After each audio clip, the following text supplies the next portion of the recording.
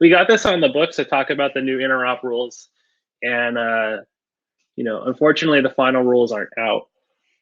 This is a very dry subject, but thankfully, the last couple of weeks have been kind of hot. So you don't get a lot of this kind of public back and forth. It's almost like a Twitter beef between a high-profile CEO and the director of HHS. This all sort of started with a leaked letter from the CEO of Epic to all of Epic's customers, urging them to oppose the rules. Seema Verma, the head of CMS, fired back and didn't mince words in saying that the efforts were short-sighted, and it's been something that's gone into sort of outside the healthcare IT media world. So CNBC was actually the ones that leaked Judy's emails. So it's been crazy to watch. So going into this talk, I just kind of want to give everybody here the context so they can sort of understand what this whole kerfuffle is about.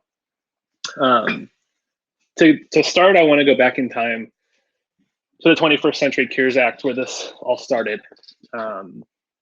So a lot of us probably saw the 21st Century Cures Act when it came out. There were big sort of headline news like the Beau Biden cancer moonshot, a lot of changes to the FDA, and sort of very forward-looking bipartisan law. Buried down much further in the bill were some things that directly impact healthcare IT and EHRs, and sort of the continuation of the meaningful use problem.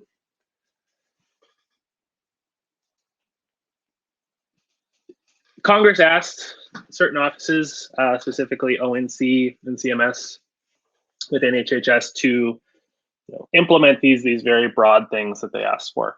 In a lot of cases, they called for it to be done within a few months or a year. It actually didn't end up happening until 2019, which is understandable. It's very complex, and it's very hard to, it's hard to be an API developer, much less someone who's writing policy around APIs. So some of you may remember, or if you went to HIMSS last year, the rules came out the first day of HIMSS. So I was on an airplane at 6 a.m. on my smartphone, trying to read through thousands of pages of PDF. Not cool, but eventually we got time to sit down and look at them, and a lot of other people did too. So there were a total approaching 2,000 public comments from industry groups, vendors, individuals, and all different perspectives on the rule. So this is sort of how policymaking works. And I did point out that Epic did make a comment on the rule. You can go check it out. They're all public comments. And now we're sort of in this waiting period. So the office that wrote the rules, ONC, has gone back, and they are supposed to look at all the comments and sort of take the feedback from different groups and incorporate it into a final rule. And when we do see the final rule, they usually include sort of a commentary of what the comments said and how they thought about those, how they interpreted those, and why they either changed or didn't change. So let's dig some more into what's actually in the rules. Again, I mentioned Congress sort of speaks from on high and says this is the way things should be, and they don't really provide a lot of details around that. So the sections of the 21st Century Cures Act that really apply here are Section 4002. And the goal here of Congress was really to say, hey, these EHR products that we're subsidizing, they still are subsidizing, they're kind of crappy in a lot of respects in terms of usability, security, and functionality. There's certain vendors who put gag clauses into their contracts with their health system customers that say, hey, you can't share screenshots of our product without our permission or something, but effectively that means no one can share screenshots. That is something that doesn't happen in very many other industries. You know, I think a lot of people would see that as an impediment to making the software better, safer, more usable. And Congress specifically wrote that kind of thing into the law. There's also quite a bit about APIs and how the vendors should have open APIs and free documentation, and you shouldn't necessarily need to go through special effort to get access to a system, assuming all the legal stuff checks out. Sections 4003 and 4004. One is just a sort of fluff definition of interoperability. Section 4004, though, is really important. That's this idea of information blocking. And when this first came out, people were very skeptical, and it was almost like a joke, right? Like, what does information blocking actually mean? With this proposed rule, we finally saw what ONC's idea of it is, and it's now a really specific thing. And I think we're going to see some pretty interesting cases come out of it. Finally, Congress really wanted patients to have access to their health data, and this is something that's playing out right now in the debate that I started with, and it's really about this idea of portability. And you know, Epic is trying to make the debate about privacy, which I think is fair, but Congress really cares about portability, since that's part of HIPAA. So let's start talking about that section 4002, the conditions of certification. As I mentioned, the government subsidizes the use of EHRs to this day. It's a program that started in 2009, originally called Meaningful Use. Now it's sort of rolled into different programs. To sort of be eligible for that money as a provider or hospital, anyone in the care space, you need to be using what's called certified EHR technology. And to get certified is no small task. You have to demonstrate that your product does certain features related to care. So you can place an order, you can document vaccinations, things like that. There's also specific interoperability requirements. What's changing with the new rules is there's now sort of a more moralistic conditions of certification, where you have to say, I'm a good actor, and if you don't do certain things, you can have your certification taken away. The headline I already mentioned was sort of these provisions about not having gag clauses or these restrictions on screenshots in your contracts with customers. So starting day one of this rule, if you have something like that in your language with a customer, you have to send them a letter saying that you will not enforce that moving forward until you rework the contract and take that language out. Another interesting thing is that there's a requirement that APIs be solely maintained by healthcare organizations. So in a lot of the business models we've seen with EHRs, they want to have a centralized management portal, app store kind of model, where they approve who can be an app and who cannot be an app. They're not necessarily strictly prohibited from doing that, but the health systems that they sell to need to have the same amount of control, which is kind of interesting. And then if that EHR vendor wants to sit in the middle, they have a lot more obligations, including 1 business day to turn around an app requesting that they have access to the APIs. So you can imagine that's very scary, and many HRs might just push that work off to the health system.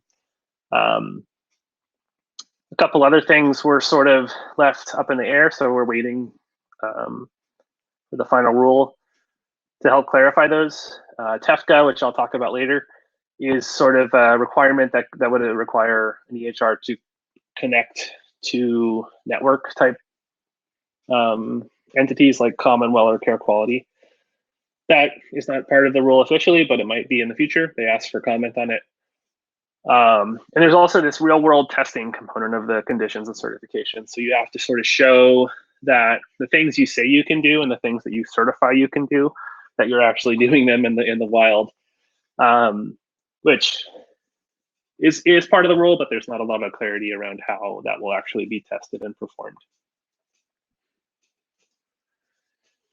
Another big crazy thing that's in these rules is a new criteria for certification called EHI export. And this is a little unprecedented. The idea here is that if there's a data field that is not is not easily representable in FHIR or another standard, you still have to be able to dump it. You have to basically be able to dump the patient's whole record. Some of you might recall there was a previous dust up between Judy and Joe Biden, where Judy said no one would want access to their whole record. And yeah, Joe Biden kind of countered that. So the idea is it's pretty unprecedented because, if you're a developer in the audience, or maybe you work closely with the IT side, dumping all the tables of an application is kind of the easiest way to solve this, and just sort of saying, here's everything that is somehow pointing to your record. But there's a lot of concerns about how much intellectual property does that actually disclose? How feasible is that really if you're a huge giant system and you have some tens of thousands of different columns in your database? So this one will be interesting to watch and see how it actually ends up in the final rule, but this is another thing that sort of makes EHR vendors nervous. And another big part of this is the patient authorized API side. So this is actually a criteria that was first written into the rules in 2015, which, again, these things take some time to take effect. So they were first, an actual requirement for reimbursement incentives starting the beginning of last year. The main change here is that they're now based on FHIR, and they use the Smart on FHIR authorization protocol to launch applications. So some vendors are already there. They've been using this. This is part of the Argonaut project. So Epic and Cerner and all the sort of big EHRs are already on Smart and doing this. Other EHRs are lagging behind, and this is something that Redox can help with if you're an EHR company in the audience. Again, I mentioned the certification program. The real reason that these requirements matter, there's not like a police that's going to shut down your business if you don't meet these things, but your customers may go away because they're still getting incentives to use certified software. The meaningful use name as a brand is dead, but the money is still there. So for individual providers, MIPS has sort of an ever-changing fluid requirement for different elements of the certified software to be used. And then under so macro is the Medicare reauthorization. CMS is inventing with these new advanced payment models. That's what APMs are. And all of those are requiring that certified technology be used in some capacity. So it's not something that's going to go away. You can't just sort of ignore it. It's going to become fundamental to how you get reimbursed as a provider. So yeah, follow the money. And this is where a lot of the tension is coming from. One more thing I need to mention too is, in the spirit of Steve Jobs, there's a whole other huge rule from CMS that covers payers. CMS has some levers over payers that if you follow the money there, there's Medicare Advantage plans where CMS will pay a capitated rate for some other HMO to provide Medicare for a patient. They also have the federal exchanges, so they can use that as sort of like a gate to enter. What they want to do is make patient auth part of the payer world too. So instead of you authorizing your records from, say, your provider to be shared with an app, you can authorize records and specifically your claims data from your insurance company to be shared with an app. The CMS rules are much more broad, and they actually called for this to be implemented January 1st of this year. So this one is a more wait and see where the actual final rule comes out. but they want to do very similar things in the payer space. So, again, same concerns, but we're not hearing about it from the payers as loudly. So the other side of this coin about patient access is privacy. It's been in the news. I want to take credit for being an early doomsayer on this. Back in 2018, I wrote an op-ed. This was right around the Cambridge Analytica time. My opinion, in a sense, evolved a little slightly. I think it's still pretty risky, but we just haven't seen that. So Apple Health Records has been out for many years now, and there's really not been any cases of bad actors. I think in terms of erring on the side of patients having portability of their records and privacy being protected, I think I'd rather see something like yeah, thank you, thank you, George. George just sent the link out to that article. When it comes to privacy and portability being at sort of opposite ends of the spectrum, portability is actually in the law, it's in HIPAA, and privacy is something that I think needs to be addressed at a much broader scale. So something like GDPR for America, or what's already happening in California with CCPA. That's an opinion, but what we're seeing right now is sort of appeals to privacy when really there's no guarantee under the law that your data is private, period.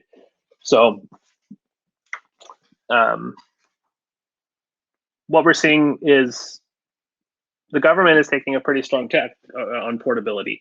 We've been living in a world since HIPAA was enacted in 1996, where patients had the right to request their records, and essentially nobody had their back. The first ever fine was actually levied last September for a patient that had trouble getting their records or had to go through undue sort of processes to get their records. And so I think we're sort of pushing the pendulum. It was sort of a way on the privacy side in kind of a backwards way, where people use privacy as a way to deny people their rights. We're pushing it more towards the portability side, and I think time will tell if this API access is overshooting where the ideal is, but it's worth a shot, right? Because there's sort of very limited access right now. Another thing that I find really interesting about this is just, we're making a big deal about privacy and worrying about an ecosystem that doesn't exist yet. This was a great study published last year where a number of large healthcare organizations, I think a lot of them were using Epic, sort of gave access to their data about API usage. And now this is a percentage of people who use the patient portal. Less than 1% actually use the API. And this was sort of in the period of 2018, 2019. So we don't get a sense of what the portal usage rate is, but let's say that's 50%. Less than 1% actually then used an API off of it. So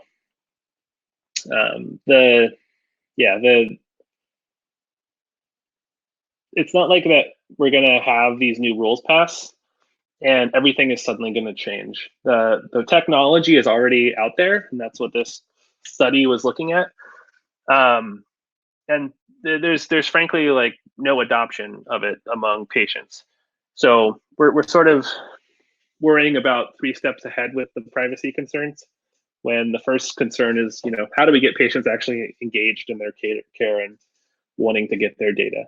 That 0.7% could, literally be people who work in healthcare IT accessing their records because they want to see what it looks like.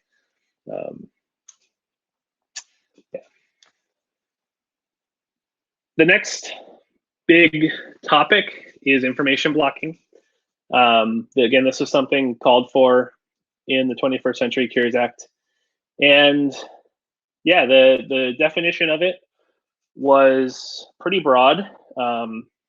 Congress identified a few actors who might engage in information blocking. But what we ended up with was kind of an interesting way of defining it.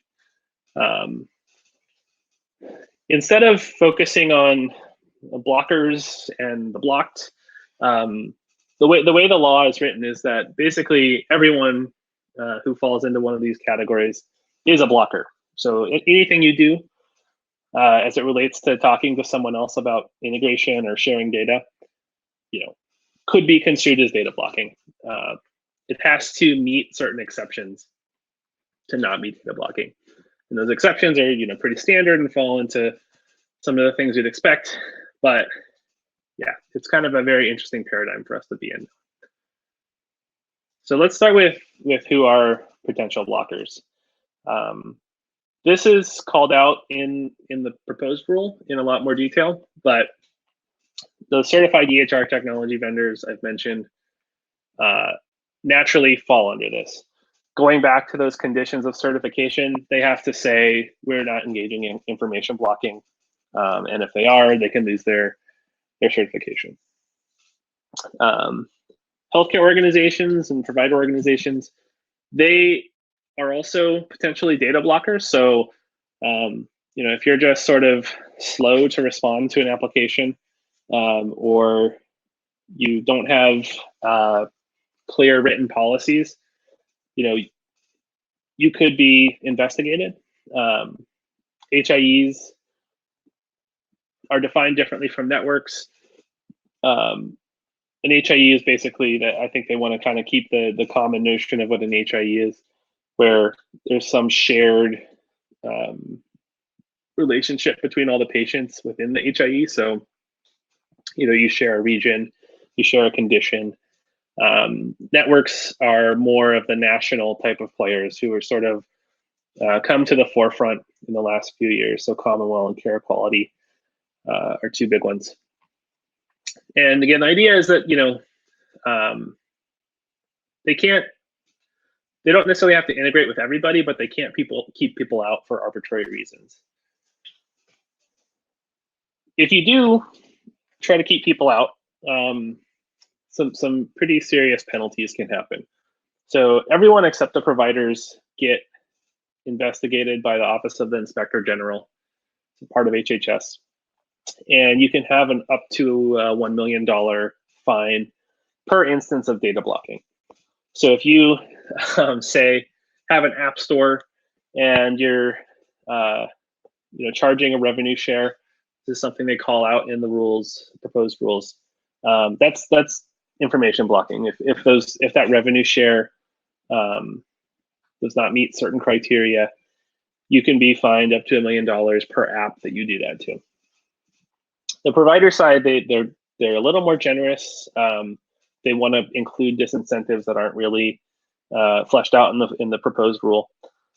That probably ends up looking something like some of your, those incentives you were already getting for using the certified technology are garnished, or you get a penalty on that. But yeah, pretty serious. So, $1 million is nothing to sniff at. If you are a startup, that could be disastrous. So I think the overall rule helps incumbents a lot, just by the nature of that size of the fine. Now, will they go after the little guys? Probably not. I think some of these first investigations we'll see it will be bigger to medium-sized players. Now, I mentioned the exceptions. They are kind of boring to enumerate, and there's a lot of legalese within them. The key takeaways, though, are that you should have really solid written documentation of your policies ahead of time. So your pricing, your sort of downtime procedures, even how you license different APIs in terms of intellectual property need to be on your website and publicly facing for app developers to read ahead of time. The ultimate takeaway is that if you have access to patient data, you shouldn't be using that to profit or otherwise keep competitors away from your business. I think that's ultimately the spirit of the rules. So it'll be interesting to watch, how the final rules play out. But I imagine that key sentiment will be in there in the final rule. Of course, Redox is here to help you. We announced last fall that we would be offering sort of free connections for FHIR connections that are based on all these new APIs that are coming out over the next 2 years. It's kind of a exciting time for us because as people transition to this, there's a very uneven implementation across the board. So mapping, legacy APIs to FHIR is something we're doing quite a bit now, and yeah, happy to talk more about that at a later time. So let's move on. I wanted to cover TEFCA as well. So TEFCA sometimes gets confused with the ONC rules. It's was part of 21st Century Cures as well, but has a very different sort of track and timeline associated with it. What TEFCA originated from was Congress asking for ONC, the office, to stand up kind of a framework for nationwide HIE, nationwide network type functionality to blossom. A couple things happened since then. So one is we actually saw networks like Care Quality and Commonweal emerge after Congress put this language in. And they sort of have a business model that works, and it's not necessarily like they need ONC to speed it along or provide incentives to help connect it. It seems like they're kind of growing, but ONC did follow Congress's request and created this framework called TEFCA, wherein there is a body called the Responsible Coordinating Entity, which is the RCE at the top there, who can sort of set governance for all of these little networks that sort of make up the nationwide network. The term for those is Qualified Health Information Network, so QHIN is the acronym that you'll be seeing. And together, they can kind of make this network of networks ideally, and you can find records for a patient across all those different networks with limited numbers of calls. TEFCA is interesting because they did sort of get started on it faster than the proposed rules, and that responsible coordinating entity at the top has already been chosen in the Sequoia project. So as we move forward, it'll be interesting to see what the proposed rules actually say about TEFCA. Congress specifically asked ONC to not include any incentives or disincentives for joining TEFCA. So they said it should be voluntary, but the proposed rules, have mentions to health information networks, and they specifically call out, hey, should we make connecting to a QHIN a requirement of certification, again, to sort of prop up TEFCA. So time will tell. When we see the final rule, we'll know, and they may delay that until there's a process for becoming a QHIN that has to be figured out still, and the Sequoia project will sort of develop that and validate QHINs. So we might wait until then, or ONC might wait to see if they should include it in the actual rules. So if you were thinking that everything was solved when you came to this talk, unfortunately the final rule is not out. So there's a lot of what ifs left, but we will be back when the final rules are out to give you a full rundown. I wanted to give my final thoughts here. The key takeaways are just that these rules are designed to make data easier for patients to access and sort of punish those who would stand in the way of that. Life gets much harder for EHR vendors. They have had it somewhat easy with the incentives that have been in place since 2009. So we're not shedding any tears, but it does become sort of a much more difficult environment to compete in. And these privacy concerns, are valid. They will linger, but I don't think it will stop anyone. Again, like swinging the pendulum back towards portability needs to happen, and it seems like the right time. And it seems like there's sort of enough awareness now in the public of who you're sharing your data with that people will be more cautious. So time will tell.